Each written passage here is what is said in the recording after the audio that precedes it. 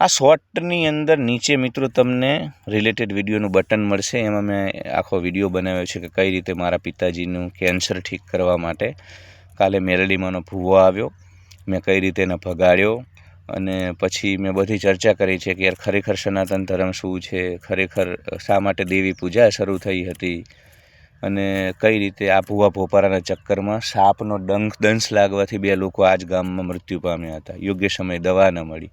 ભૂવાઓએ કીધું કે બાધા આપું છું 24 કલાકમાં ઠીક થઈ જશે.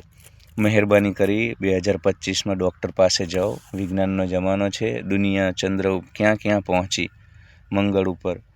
તો યાર મહેરબાની કરી અને અંધશ્રદ્ધાઓ છોડો. અને સનાતન બહુ ઊંચી વિચારધારા છે. 6-7 હજાર વર્ષ પહેલાં આપણા પૂર્વજો અહમ બ્રહ્માસ્મિ તત્વમસી બોલ્યા હતા કે અમે જે પરમાત્મા છીએ. એટલે યાર કમસે કમ સનાતનને ડૂબાડશો નહીં.